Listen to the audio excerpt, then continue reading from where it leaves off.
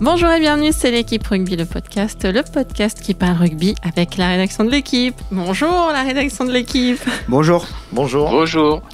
Cette semaine, on va reparler même de Castres parce que le champion de France n'en finit plus de faire parler justement. Avec ce mental en titane qui lui a permis de renverser la Vapeur et Toulouse ce week-end. Puis en écho à la déclaration du sélectionneur de l'équipe de France, Jacques Brunel, et après s'être endormi devant 2-3 matchs de championnat, on se demandera si le top 14 est pitoyable.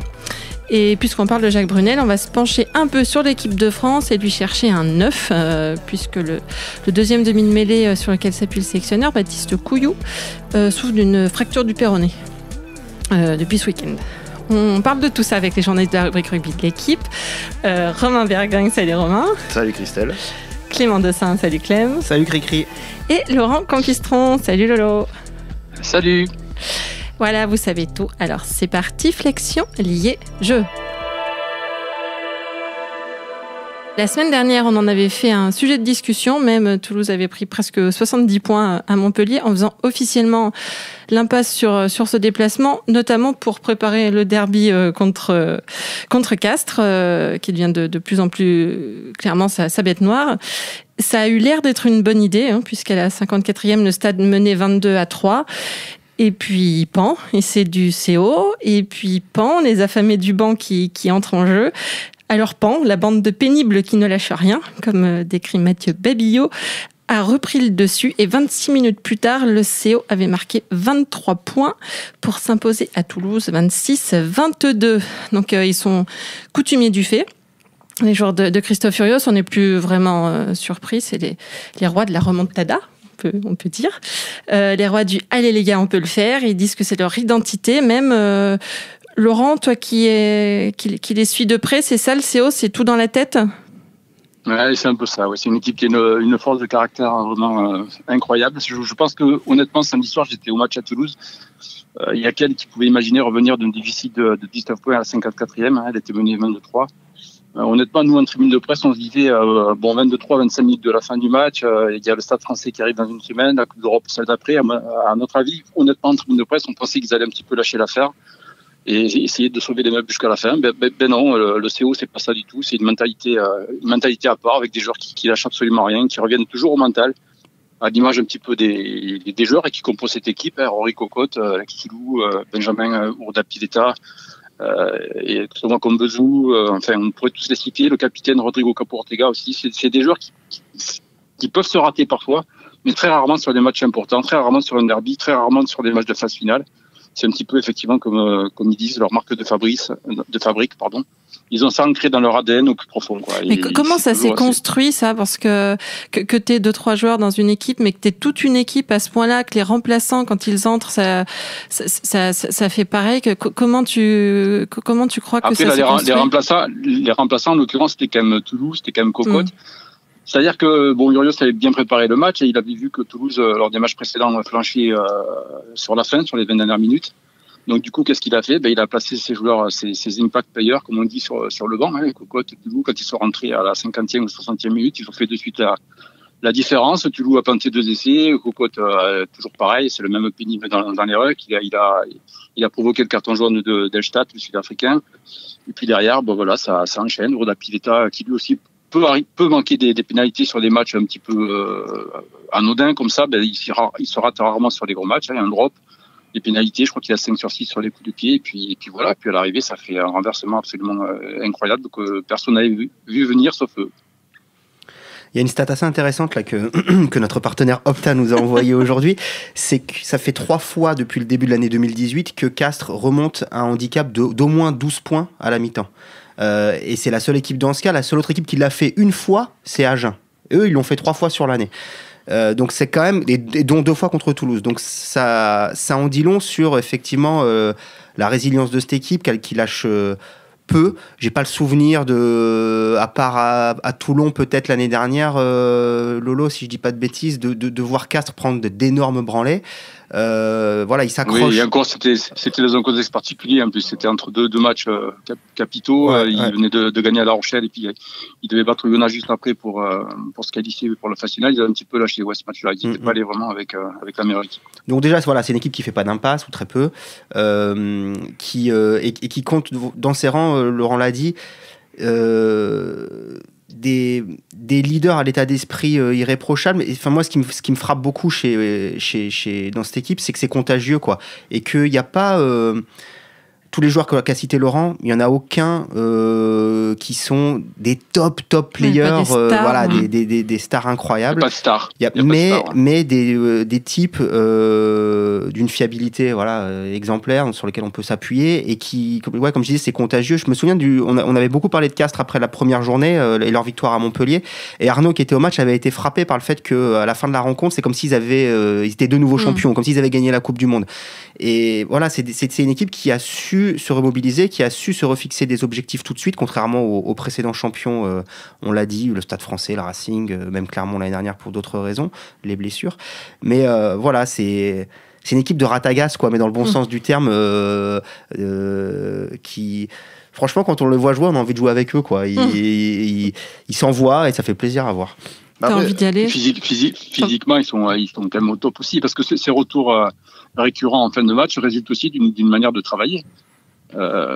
C'est-à-dire qu'ils travaillent beaucoup, ils vont aller chercher très loin dans des zones de fatigue, notamment le mardi où ils s'entraînent à balles réelles en fin d'entraînement, et où ils se donnent vraiment à fond, quoi. C'est impressionnant. Je me souviens qu'en début de saison, Yann David était allé voir Rios pour lui dire qu'il était impressionné par leur façon de travailler.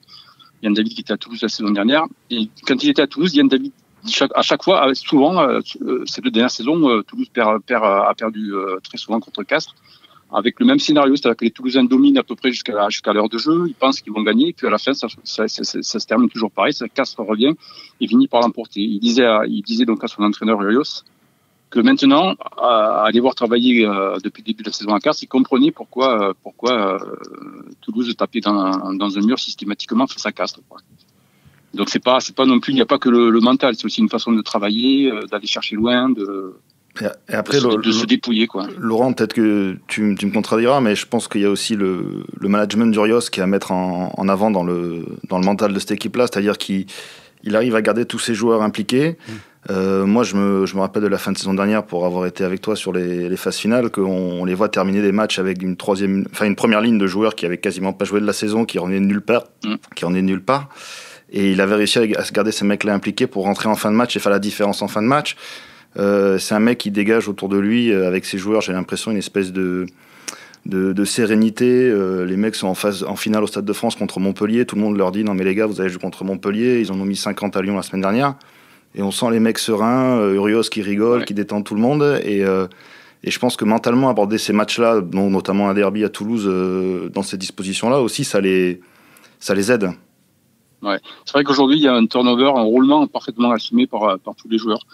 Et la meilleure image pour symboliser tout ça, c'est Cocotte, qui est quand même un joueur assez perso, entre guillemets, qui est un peu égoïste et qui accepte totalement aujourd'hui de démarrer quasiment un match sur 2 sur le banc. Et ça n'empêche pas de faire des différences dès qu'il rentre. Et surtout, la force et l'homogénéité aussi de cette équipe.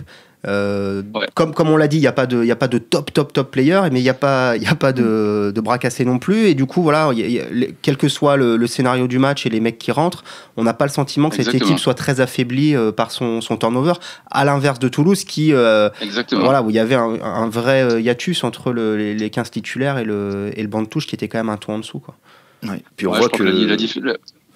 Excuse-moi, Laurent.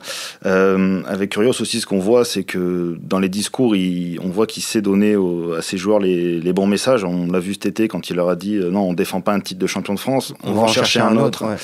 Et on voit que ça marche clairement en ce début de saison. On voit qu'à la fois il met son équipe dans des dispositions assez sereines, mais aussi avec beaucoup de certitude. C'est-à-dire que les mecs ont beau savoir qu'ils ne sont pas favoris, mais ils sont sûrs de ce qu'ils vont faire et ça marche. Et moi, je me demande comment ça va se passer après l'Urios, puisqu'il s'en va à la fin de la saison. Et maintenant, j'ai envie de voir comment ça va se passer en Coupe d'Europe, puisque Christophe Urios nous dit maintenant qu'il va jouer la Coupe d'Europe à fond et qu'il en a fait un objectif. Donc, on va voir si, justement, au niveau mental, Castres va réussir à passer ce palier-là, et notamment rien lâcher. Maintenant, il faut rien lâcher en Coupe d'Europe. Ce serait bien. Ce qui est sûr, c'est que pour la première fois depuis longtemps, effectivement, le Castres aujourd'hui a un effectif taillé pour les deux tableaux, quoi, clairement. L'homogénéité dont parlait Clem tout à l'heure, c'est effectivement, tu en sur un, tu en mets un autre, et ça bouge pas le niveau de l'équipe. Et je pense qu'honnêtement, qu'ils peuvent effectivement faire un coup en Coupe d'Europe. Ça dépendra beaucoup du premier match à Gloucester, match à l'extérieur. S'ils l'abordent bien, s'ils arrivent à gagner ce premier match, je pense que ça peut le faire. Tu peux rappeler leur poule, Lolo, c'est quoi? Il y a Gloucester, Exeter, 2 Anglais et le Munster, comme la saison dernière. Donc compliqué, comme toujours avec Castres, c'est-à-dire qui a la malchance de tirer chaque fois sur des poules impossibles. Mais bon, voilà, je pense qu'il démarre contre quand même, a priori sur le papier, l'équipe la moins costaude des 4, Gloucester. Donc il ne faudra pas se louper sur ce début. Tu crois qu'en Europe, ça peut le faire aussi, cette façon de faire, justement là? Parce que ça joue pas vraiment pareil en Coupe d'Europe. On se posait justement la question ce matin. Il y avait une réunion à Toulouse sur la présentation de la Coupe d'Europe pour les clubs français engagés. Effectivement, c'est une question qui est venue sur le tapis entre confrères. Effectivement, est-ce que le jeu castré est taillé pour la Coupe d'Europe? Ça va quand même un peu plus vite. Les temps de jeu sont plus nombreux. Et bon, on se demandait si ça pouvait passer. Mais bon, c'est effectivement le point d'interrogation. Honnêtement, j'ai pas encore la réponse. On le saura assez vite, je pense, dès le premier match en Angleterre. Ok. On va clore le sujet, passer au deuxième avec Jacques Brunel qui continue à faire le tour des clubs de top 14. Cette semaine, il était à Agen. Il a assisté à l'entraînement, puis il a répondu aux questions des journalistes, dont celle-ci. Quel regard vous portez sur le jeu pratiqué en top 14 depuis le début de saison? Avec réponse, c'est mitigé. Il y a eu des matchs au niveau où on les attendait et on a eu d'autres pitoyables. Alors, il est vrai que devant certains matchs, dont le derby Stade français Racing de ce week-end, on peine à s'enthousiasmer, pour le dire gentiment. Ça a l'air d'agacer un petit peu le sélectionneur. On rappelle que dans 6 semaines, les Bleus vont recevoir l'Afrique du Sud, l'Argentine et les Fidji. Est-ce que le genre de match qu'ils disputent en championnat les prépare véritablement à ce qui va leur arriver aux Bleus là, parce qu'on rappelle quand même que c'est les 2 équipes qui ont battu les Blacks et l'Australie chez eux qu'on va recevoir. Clément? Bah non, non, c'est pas une nouveauté. Ça fait des années qu'on dit que le top 14 est un championnat, même s'il est labellisé meilleur championnat du monde, qui ne prépare pas ses acteurs au niveau international, ou qui les prépare mal en tout cas. Je faisais partie de ceux qui, l'année dernière, essayaient d'être plutôt optimistes, et on avait noté, notamment statistiquement, qu'il y avait des améliorations. On a 2 indices qui nous permettent d'évaluer un peu l'intensité. C'est pas une science exacte, mais c'est le temps de jeu effectif et le nombre d'essais par match, qui donne un peu une idée quand même de l'état d'esprit des équipes, parce qu'elles sont tournées vers l'offensive et tout ça. Ces 2 indices-là étaient en nette augmentation l'année dernière. On atteignait presque les 35 minutes de temps de jeu effectif. On était à plus de 5 essais marqués par match. Donc ça commençait à ressembler à ce qu'on trouve en Ligue Celt, à ce qu'on trouve en championnat d'Angleterre ou en Super Rugby, quoi. On tendait un petit peu plus vers ça. Et là, j'ai fait quelques petits calculs. Le retour de bâton, il est assez violent. Bon, on reste au-dessus de 5 essais par match, bon, certes. Mais là, sur le début de saison, en temps de jeu effectif, on a 31 minutes. Donc on a reperdu 3-4 minutes par rapport à l'année dernière. Or, c'est une période où traditionnellement, avec les beaux jours, le début de saison où tout le monde est un peu tout feu, tout flamme, où on a des temps de jeu effectifs supérieurs. Toujours en hiver, ils vont redescendre. Et là, on est déjà, donc, pendant cette période a priori favorable, on est déjà bien en dessous de la moyenne de l'année dernière. Donc ça, c'est inquiétant. Voilà, je pense que, évidemment, on ne peut pas ranger tout le top 14. Tout le top 14 n'est pas pitoyable. Mais il y a eu quelques matchs qui ont été des purges sans nom. Évidemment, on a beaucoup parlé du Bordeaux-Montpellier, elle était en le tribune 9-9. Ce jour-là, Brunel, donc je pense que ça l'a marqué aussi. Ouais, ça a dû le marquer. Le derby parisien de ce week-end était pas bon, il faut le dire. Bon, les derbys, c'est toujours particulier. Lolo, tu ne diras pas le contraire. Les 30 premières minutes du Toulouse-Castres, et d'ailleurs, Urios est au bord du terrain, il est interrogé par Canal+, il dit « Mais il n'y a rien dans ce match, il n'y a rien dans ce match. » Voilà, il est lui-même dépité de ce qu'il voit. Bon, après, la fin a été très agréable, mais voilà, on est sur un début de saison moyennasse. Moi, ce qui me marque en fait sur les matchs du top 14, c'est qu'on voit beaucoup d'approximations Et c'est des choses qu'on retrouve en équipe de France quand l'équipe de France joue. C'est-à-dire qu'on voit des approximations en touche, des en avant, qui donnent du coup des matchs hachés et des matchs qui sont forcément moins intéressants parce que le jeu. Tu as bien dit haché, hein. Haché, exactement. Et c'est des choses qu'on revoit en fait en équipe de France où là on peut voir un peu une corrélation sur les maladresses techniques qu'on peut voir en top 14 et qui se reflètent en équipe de France et qui font les classiques. On n'est pas efficace dans les 22 mètres parce qu'on perd un ballon, qu'on n'arrive pas à construire une action parce qu'on a une pénalité mais on perd le ballon en touche derrière. Enfin, c'est des choses qu'on revoit. Mais après, je suis un peu étonné de voir Jacques Brunel dire ça. Bon, après, on n'a pas tout le contexte, mais c'est quand même quelqu'un qui défendait le top 14 quand il était entraîneur, notamment à Bordeaux-Bègles. Je me rappelle qu'après la tournée en Afrique du Sud, il dit le top 14 à Bondo, c'est toujours notre faute, mais c'est pas notre faute si l'équipe de France sait pas mettre un essai et maîtrise pas ses fondamentaux. Et là, il dit l'inverse, donc c'est la ritournelle habituelle. On a eu avec Guy Novès aussi, d'entraîneurs qui défendent leurs petits pains quand ils sont en top 14 et qui, une fois qu'ils sont sélectionneurs, trouvent que le top 14 pose problème. Mais bon, c'est comme le dit Clément, ça tourne en boucle depuis des années et on sait bien que... Mais le problème, là aujourd'hui, on nous met en avant, on nous vend une concorde fantastique entre le staff de l'équipe de France et les clubs. C'est vrai qu'il y a beaucoup plus d'échanges visiblement qu'il y en avait par le passé. Ils font la tournée des clubs, etc., etc. Il y a eu des accords avec les préparateurs physiques pour que la préparation physique se fasse au sein des clubs, mais concertée avec les préparateurs physiques de l'équipe de France. Mais au bout du bout, les enjeux et les intérêts des clubs sont diamétralement opposés. Diamétralement opposés ou pas, mais ils priment de toute façon. Voilà. Vous n'allez pas demander à, qu'est-ce que je peux vous donner comme exemple, à Maurizio Reggiardo de faire plaisir à l'équipe de France en décidant de jouer de telle manière. Vous n'allez pas faire à Vern Cotter ce qu'il n'a pas envie de faire en termes de jeu, etc. Pourtant, donc, plutôt ouvert. Donc, Vern Cotter, Montpellier, Vern Cotter. 8 minutes de possession de balle ce week-end. Famélique, donc il gagne. Et ça ne les empêche pas de gagner à Montpellier. Mais, à Perpignan. À Perpignan, pardon. Sous la pluie et tout ça, un match dégueulasse. Voilà, enfin, ce que je veux dire, c'est que les entraîneurs restent maîtres chez eux et ils font ce qu'ils veulent et on ne peut pas leur jeter la pierre et ça ne va pas, effectivement, toujours dans le sens de l'équipe de France. Alors que en Irlande, peut-être que voilà, il peut y avoir des messages qui sont passés davantage auprès des patrons de province. Essayer de favoriser telle ou telle forme de jeu. C'est pas possible chez nous, ça n'existe pas. Laurent, toi qui suis le top 14 et l'équipe de France, les Bleus, tu les vois traîner un peu le top 14 comme un boulet en équipe de France ? Plus ou moins, ouais, c'est vrai que c'est un petit peu compliqué. On le voit d'ailleurs déjà, ne serait-ce qu'avec la Coupe d'Europe, où c'est totalement différent, le jeu y est complètement différent. J'ai l'impression sur cette tournoi de ne pas faire le même sport que les Anglais ou les provinces irlandaises, quoi. Après, je sais pas, peut-être que le sentiment de Brunel émane aussi du fait qu'il continue à avoir des impasses en top 14, même si on a beau dire que le niveau est serré et que c'est très homogène, on voit malgré tout toujours quelques gros faire des impasses.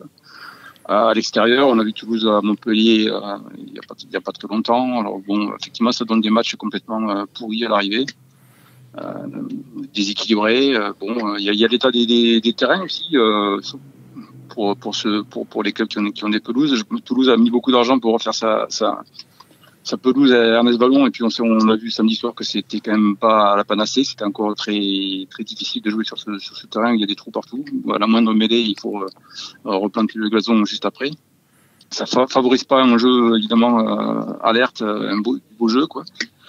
Voilà. Alors effectivement, il y a un décalage entre ce qu'on voit en top 14 et ce qu'on peut voir en Coupe d'Europe, évidemment au niveau international. Christelle, on a oublié de dire que la déclat de Jacques Brunel, c'était chez nos confrères du Petit Bleu d'Agen. Ok. C'est important. Et qui dit derrière que le top 14 reste un championnat attrayant parce que tout le monde peut gagner chez tout le monde. Donc, ce qui résume un peu tout le paradoxe de ce championnat-là, c'est que il est homogène, il y a du suspense, mais bon, il y a des week-ends où on s'embête devant la télé. En effet, donc on en a suffisamment parlé, on va changer de sujet, on passe au dernier. On reste sur le top 14 qui n'est pas très sympa avec l'équipe de France, puisque Baptiste Couillou, le demi-mêlée de Lyon, s'est fracturé le péroné contre Grenoble et sera absent minimum 3 mois. C'est bien pour lui que c'est le plus embêtant, mais ça l'est aussi pour les Bleus, puisqu'il est le deuxième choix de Jacques Brunel après Morgan Parra. C'est pas vraiment un poste où on manque la mêlée, mais vu qu'ils se cassent tous en petits morceaux les uns après les autres, c'est pas mal qu'on en ait plein. Vous, messieurs, je sais pas, qui est susceptible de pallier au mieux l'absence du jeune Couillou, Romain? Qui pour le remplacer? Dans l'absolu, j'aimerais bien revoir Antoine Dupont en équipe de France, mais lui, c'est pareil. Il revient de blessure. Il revient d'une très longue blessure il n'a pas joué depuis le mois de février. Donc pour novembre, on ne sait pas encore. Il a rejoué apparemment avec les espoirs ce week-end. Donc, ça risque d'être un petit peu court. On est début octobre, donc pour mi-novembre. Pour mi-novembre, ça va être court. Après, si on part du postulat que Morgan Parra est le numéro 1 dans l'esprit de Jacques Brunel, ça veut dire qu'il faut réfléchir à trouver un mec sur le banc qui n'est pas forcément le même profil, ou un mec qui a un peu plus de folie, on va dire, qu'un Morgan Parra pour emballer une fin de match, éventuellement, en imaginant que le score soit serré. Moi, je mettrais bien un Baptiste Serin s'il joue comme ce week-end, mais le problème de Baptiste Serin, c'est qu'il est, à mon goût, un peu irrégulier, donc on ne sait pas trop ce à quoi on va avoir droit. Voilà, on a des joueurs blessés aussi qui vont revenir. Normalement, il y a un Maxime Machenaud qui va revenir. Enfin, c'est vrai qu'on manque pas de monde, mais il y a aussi des complémentarités à voir avec le numéro 10, parce qu'on n'a pas que des numéros 10 qui sont tous buteurs. Donc il faut des fois qu'on ait un mec qui soit buteur.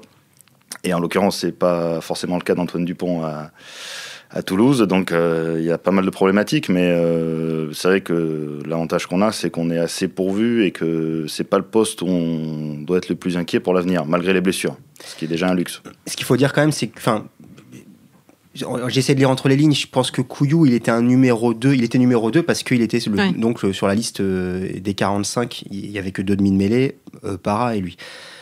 J'avais le sentiment qu'il était un peu là, presque par circonstance. C'est-à-dire que Dupont était blessé, Machenaud est blessé aussi, il reviendra en décembre.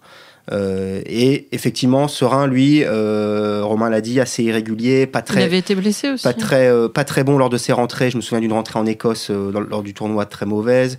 Il était en tournée en Nouvelle-Zélande, oui. Lolo, si je dis pas de bêtises, il n'a pas fait non plus des rentrées fracassantes.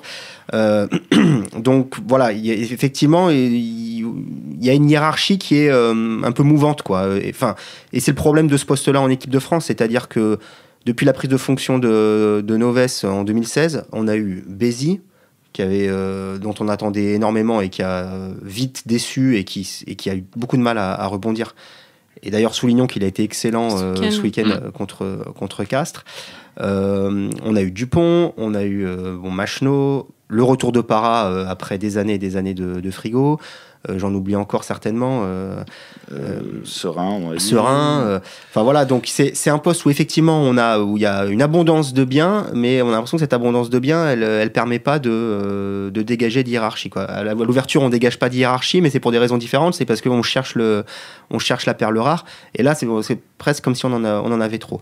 Et après, pour répondre à ta question, Christelle, derrière Parra, là, je pense que Serin est celui qui est le mieux placé, parce qu'il est pas pété pour l'instant, je lui souhaite pas, et que on sait que c'est un mec qui a lors de son arrivée au haut niveau en Argentine en 2016, il avait une maturité incroyable. Il s'est un peu perdu depuis, mais il a un potentiel énorme, vraiment énorme. J'ai une absence, il bute ça. Il bute, il a fait 6 sur 6 ce week-end. C'est pas encore un buteur de la fiabilité de Morgan Parra, et sur des matchs internationaux, il faut encore qu'il lève certains doutes sur cette fonction-là, mais sur ce rôle-là de buteur. Mais bon, en tout cas, il a ça en lui, il s'entraîne, il bosse avec Yachvili notamment, donc il a du potentiel, ouais.